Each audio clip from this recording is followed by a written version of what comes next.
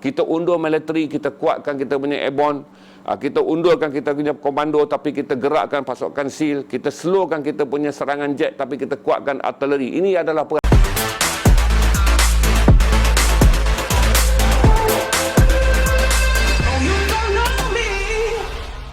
pertama kali melepasi angka 20,000 jangkitan dengan 20,596. Saya ingat kira-kira 2 minggu sudah ketika saya buat live, saya bagi tahu kata 4 atau 5 hari je, jangan terkejut kita akan capai angka 20,000 lebih. Memang kita tak boleh lari pada data, cuma saya menganggarkannya 4 atau 5 hari, tapi dia berlaku sekitar antara 12 ke 14 hari untuk membolehkan kita melepasi angka jangkitan 20,500. Thailand telah melepasi angka semalam 20,000. Dia lebih dulu mendahului kita 20,000 lebih. Saya nak share dengan saudara tentang satu berita yang menarik untuk tuan-tuan lihat perkembangan yang telah ditemui secara saintifik dan berdata daripada United Kingdom. Mahfuz tengah share grafik ni sekarang. Saya pergi kepada data yang paling penting untuk saudara tahu, kerana ini adalah penemuan terbesar dalam tempoh seminggu ini waktu kita mencari kesan vaksinisasi. United Kingdom sekali lagi mendahului negara-negara lain dengan mengeluarkan data kajian lapangan yang boleh diguna pakai untuk panduan masyarakat global termasuk kita. United Kingdom yang mencapai pemvaksinan 2 vaksin 70% dan satu vaksin 88%, telah menemukan data bahawa peluang untuk orang yang divaksin 2 kali, yang dah lengkap pemvaksinan untuk dijangkiti adalah 33% atau 1/3 daripada jumlah yang dijangkiti. Berarti London mencatatkan 33% orang yang telah divaksin sebagai angka jangkitan keseluruhan harian. Tetapi penemuan yang paling penting yang menjawab persoalan yang sekarang dibimbangi dan juga menjawab persoalan mengenai apa itu status orang yang divaksin 2 kali. Kajian ini membuktikan bahawa virus yang menjangkiti orang yang telah divaksin tidak boleh menjangkiti orang lain, kerana tubuh orang yang telah divaksin walaupun dijangkiti dan disahkan positif COVID-19, disahkan dalam kajian di London, United Kingdom, bahawa orang ini tidak boleh menjadi perumah ataupun pewabak. Berarti dia memberi satu lagi direksi baru ataupun direction baru kepada masyarakat dunia untuk menggunakan kajian lapangan yang dikeluarkan oleh United Kingdom ini untuk membolehkan sekiranya kerajaan Malaysia nak melancarkan pembaharuan dalam program pemulihan negara ni untuk membenarkan rentas sempadan kepada semua yang telah divaksin 2 kali. Data daripada United Kingdom boleh diguna pakai untuk memandu kita. Linknya dah ada. Saudara nak baca nanti pergi saja ke link tu dan saudara akan dapat lihat apa yang saya lihat. Dan ini adalah penemuan yang penting. Saya tak fikir akhbar-akhbar harus perdana ambil. Cuma saya percaya bahawa ada 2 saja portal yang konsisten, yang tidak tenggelam dalam amukan politik, tetapi konsisten memberi maklumat-maklumat reformasi penemuan kajian-kajian lapangan yang penting untuk masyarakat global menggunakannya sebagai pandu arah.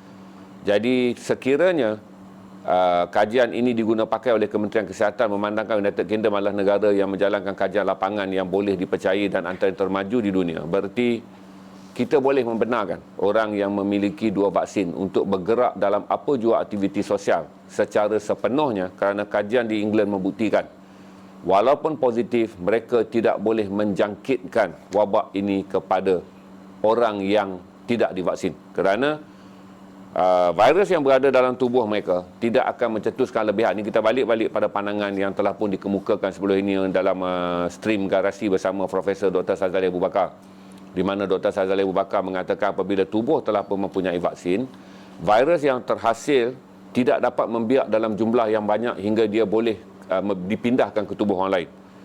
Pada malam tu Profesor menggunakan sekadar angka bahawa orang yang divaksin mungkin hanya mempunyai 5 juta virus di dalam tubuhnya, tetapi kalau nak menjangkitkan kepada orang lain, dia mestilah mempunyai lebihan sekitar 80 juta virus. Berarti kalaulah data di England ini, data di England ini saya rasa akan memandu masyarakat dunia untuk memahami bahawa bukti lapangan, iaitu kerana England telah membuka negaranya pada 18 Julai tanpa sekatan. Walaupun kadar jangkitan di England pernah mencapai 200,000 lebih kes dalam tempoh seminggu pada minggu pertama bulan Julai. Saya dah stream data ni sebelum ni. Tetapi United Kingdom mengatakan bahawa kebanyakan mereka yang dijangkiti, majoriti 90 lebih peratus adalah hanya pada tahap 1 dan 2 bagi yang telah divaksin. Manakala mereka yang menerima jangkitan kritikal adalah mereka yang tak divaksin atas sebab-sebab kesihatan ataupun enggan mengambil vaksin. Jadi ini berita baik bagi mereka yang telah menerima 2 vaksin, di mana saudara pun tahu, saya rasa data ini juga telah diperolehi oleh banyak negara-negara yang semalam saya umumkan kepada saudara, bahawa Arab Saudi telah pun membuka pintu negaranya untuk semua pelancong tanpa perlu melalui kuarantin untuk masuk ke Arab Saudi sekiranya anda memiliki 2 vaksin. Granada juga mengamalkan keterbukaan kepada semua pelancong yang ingin melawat Granada tanpa perlu kuarantin sekiranya anda telah memiliki 2 vaksin. United Kingdom juga telah membuka negaranya, kecuali Amerika sahaja yang masih menutup negaranya daripada menerima pelancong daripada negara-negara yang berisiko tinggi. Ya, Amerika menutup sama sekali pintu kemasukan pelancong daripada United Kingdom, daripada Ireland, daripada Iran, daripada India, daripada Brazil, daripada Indonesia, negara-negara yang berisiko tinggi ni. Amerika menutup pintu sempadannya, pintu masuknya. Tapi kalau saudara tengok data ni, berarti data ni jugalah yang digunakan oleh banyak negara yang semalam atau semalam dulu telah lebih dahulu mengumumkan mereka bersedia menerima mana-mana pengunjung untuk melawat negara mereka dengan syarat telah memiliki 2 vaksin. Berarti data mengatakan orang yang positif walaupun orang yang divaksin walaupun positif tidak akan mampu menyebarkan kuman virus COVID-19 kepada orang lain. Jadi ini berita baik yang saya rasa kalaulah sebelum ni saya pun agak skeptis apabila Perdana Menteri Yang Amat Berhormat Tan Sri Mahyudin Yassin mengatakan bahawa ada kemungkinan berita baik untuk mereka yang telah divaksin 2 kali. Tetapi data ni adalah pencerahan. Kalau sebelum ni kita akan bergerak, tu saya kata dalam inovasi virus dan juga perkembangan kesihatan kita kena update selalu. Jadi saya patutnya tak live, tapi saya nak live untuk update benda ni je, supaya saudara dapat update terkini daripada United Kingdom bahawa orang yang telah divaksin 2 kali adalah wajar dibenarkan bergerak sebebas-bebasnya, kerana walaupun mereka positif, mereka tidak akan menjadi ejen perumah kepada golongan yang belum divaksin. Okey, itu yang saudara perlu maklum petang ni. Dan saya berani share dengan saudara kerana data ini bukanlah data kutipan, dia adalah data kajian yang dikeluarkan oleh United Kingdom, di Imperial College of London, dengan penyelidikan bersama Ipsos Mori yang dibuat ke atas 98,233 ujian swab. Okey, so itu saja yang baik untuk petang ni kita tahu tentang COVID-19. Untuk pengetahuan saudara, London mengeluarkan kajian data dengan kita harus tahu bahawa London tidak menggunakan sebarang, United Kingdom tidak menggunakan sebarang jenis vaksin daripada China. Berarti balik pada stream saya juga semalam dulu tu, Selasa saya stream, saya beritahu kata Kemboja melancarkan booster kepada vaksin Sinovac dan Sinopharm. Berarti UK membuat kajian di atas vaksin yang mereka pakai secara meluas hanyalah AstraZeneca yang memang adalah keluaran UK dan Sweden, dan juga Pfizer yang digunakan oleh banyak negara Eropah, kombinasi Amerika dan juga kombinasi Jerman. Jadi saya fikir kata buat masa sekarang kita reserve dulu Sinovac, kerana mereka menjalankan 12 lebih ribu kajian ni, dah tentulah tidak ada Sinovac di situ, kerana kita tahu United Kingdom tidak menggunakan vaksin keluaran daripada China.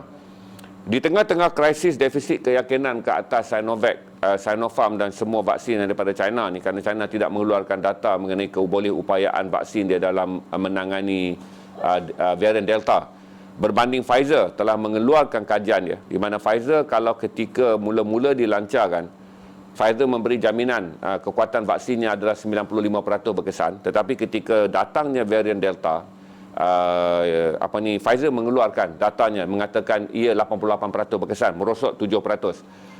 Manakala AstraZeneca yang sebelum ujian klinikal adalah 70 lebih peratus, tetapi selepas ujian klinikal bagi menghadapi varian biasa, virus biasa dia mencapai 92%, tetapi untuk Delta dia menurunkan kadar keberkesanannya pada 76%. Data Sinovac sebelum datangnya varian Delta, keberkesanannya adalah 56%. Ada satu lagi artikel saya tak dapat share, di mana pakar-pakar dan penganalisis kesihatan mengatakan bahawa kesemua vaksin mengalami kemerosot,an 5% keberkesanan berdepan dengan Delta.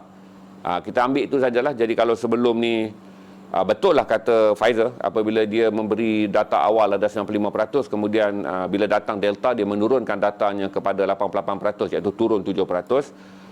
Gentleman lah AstraZeneca daripada 92%, dia menurunkan datanya kepada 76%. Cuma Sinovac berdiam diri dan tidak mengeluarkan data dia.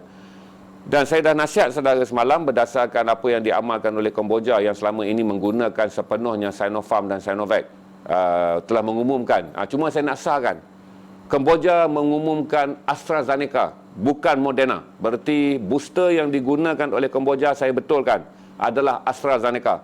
Berarti Kemboja menggunakan satu lagi dos tambahan kepada semua yang telah divaksin dengan Sinovac dan Sinopharm.